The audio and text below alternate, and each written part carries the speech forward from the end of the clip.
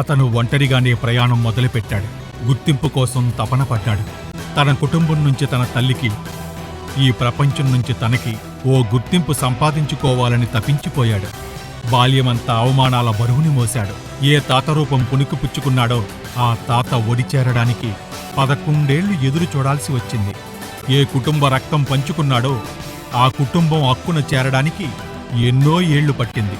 అప్పటి వరకు పోరాటమే. తనతో, తన చుట్టూ ఉన్న ప్రపంచంతో, తనలోని ఒంటరితనంతో పోరాడుతూనే ఉన్నాడు.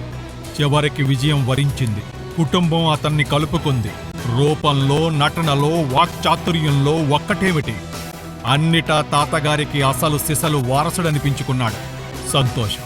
జీవితంలో అతను కోరుకున్న పెన్నిది దొరికినందుకు సంతోషంతో పొంగిపోయాడు.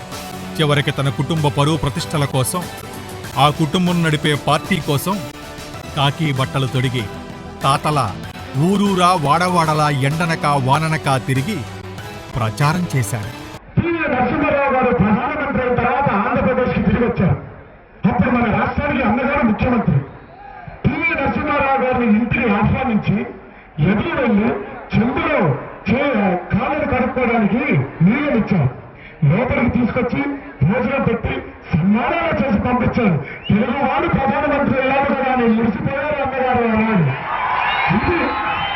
ఇది అన్న నందమూరి తారక రామారావు గారి సంస్కారం. ఇది తెలుగు జాతికుండే సంస్కారం. ఇది తెలుగు. ఆ క్రమంలో యాక్సిడెంట్ అయి ప్రాణాల మీదకు వస్తే కూడా చిరునవ్వుతో నా కుటుంబం ఉండగా నాకెందుకు భయం అంటూ ఆ కష్టాన్ని దాటేశాడు. అంతా బావుంది అనుకున్న సమయంలో తను ఎంతో ప్రేమించే కుటుంబం అతన్ని దూరంగా పెట్టడం మొదలుపెట్టింది. తను ఎంతగానో ఆరాధించే బాబాయ్ క్రమక్రమంగా దూరం అయ్యాడు. అతని అభిమానులు ఇతన్ని దూరం పెట్టారు. పార్టీ నుంచి దూరం, కావలసిన వారి నుంచి దూరం. అసలు ఎక్కడ అడుగులు తడబడ్డాయి? ఎప్పుడు దానికి బీజం పడింది? ఎవరు దీనికి కారకులు?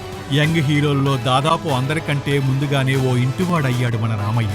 లక్ష్మీకళ ఉట్టిపడే ప్రణతి మెల్లో 3 ముళ్ళు వేసినప్పుడు నందమూరి అభిమానులతో పాటు సామాన్య జనం కూడా ఎంతో సంతోషించారు. కానీ సింగమలై అక్కడే రాంగ్ సిగ్నల్ అందుకున్నాడని తాజాగా తెలుస్తుంది.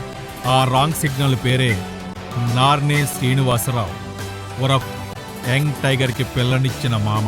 ఇక్కడి తన కోసం కాస్త చెప్పుకోవాలి. నార్నే శ్రీనివాసరావుది వార్ని అనిపించే జర్నీ.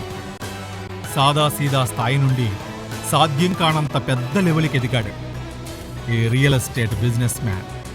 చంద్రబాబుకు ఒక విధంగా బంధువైన ఆయన ఎకరాలకెకరాలు హైదరాబాదులో కొనుగోలు అమ్మకాలు చేశాడు. అసలు ఈయన జూనియర్ని తన అల్లుణ్ణి చేసుకుంటున్న విషయమే చంద్రబాబుకి అప్పట్లో తెలియదట. అందుకు తగ్గట్టే బాబు, హరికృష్ణ ఎడమొహం పెడమొహంగానే ఎన్టీఆర్ పెళ్లి వేడుకలు జరిగాయి. నార్ని శ్రీనివాసరావుతో బంధుత్వం ఏర్పడ్డాక నానా రకాల ప్రచారాలు, గాసిప్లు చక్కర్లు కొట్టి ఎన్టీఆర్ తన ప్రమేయం లేకుండానే టీడీపీకి, బాబుగారికి, టీడీపీ శ్రేణులకి దూరమయ్యాడు. ఇందుకు చాలా వరకు శ్రీనివాసరావు జగన్తో చేసిన రాజకీయ బేరసారాలు కూడా కారణం. చివరకు టీడీపీతో పాటు తారక్కు ఉన్న నందమూరి అభిమానుల ఫ్యాన్ ఫాలోయింగ్ కూడా ఆవిరైపోయింది. ఇప్పుడు బాలయ్య అభిమానులు జూనియర్ సినిమాని పట్టించుకోవటమే లేదు. ఇక నార్నీవార్ అల్లుడయ్యాక సరైన హిట్టు ఒకటి కొట్టలేకపోతున్న మన బాద్షాకి బాధలిక్కడితో ఆగిపోలేదు. మామ నార్ని శ్రీనివాసరావు మరీ దారుణంగా అల్లుడినే ఆర్థికంగా మోసం చేశాడు. అదెలా అంటే, వివాహ సమయంలో తన కూతురికి పసుపు కుంకుమల కింద 200 కోట్లు ఇస్తానన్న నార్ని శ్రీనివాసరావు అవి ఇవ్వకపోగా తన అవసరానికి అల్లుడు ఎన్టీఆర్ దగ్గర 9 కోట్లు తీసుకున్నాడు. తను తీసుకున్న 9 కోట్లకు గాను మణికొండలో ఉన్న ఒక ల్యాండ్ను చూపించి దాని విలువ సుమారు 15 కోట్లు ఉంటుందని నమ్మించి తన కూతురు లక్ష్మీ ప్రణతి పేరున రిజిస్ట్రేషన్ కూడా చేయించాడు శ్రీనివాసరావు. ఆ ల్యాండ్ని తన కొడుకు మొదటి పుట్టినరోజున బహుమతిగా ఇవ్వాలనుకున్నాడు మన ఎన్టీఆర్.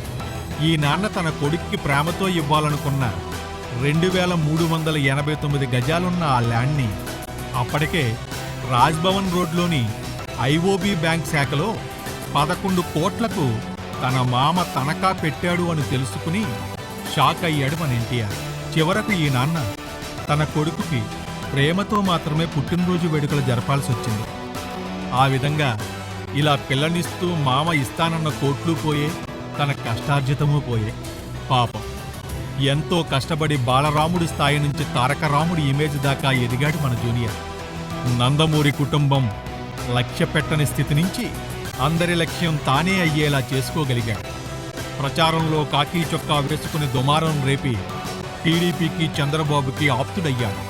ఇలా అన్ని నిత్యంలో ఎక్కేసి చివరాఖరికి వైవాహిక వైకుంఠపాళీలో మామ మింగిన పాముల మళ్ళీ కింది వరుసకు వచ్చేశాడు.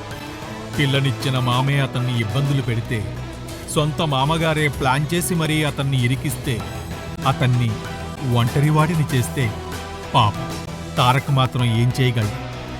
ఈ కష్టాన్ని ఎలా దాటాలో ఆలోచిస్తూ మదనపడటం తప్ప.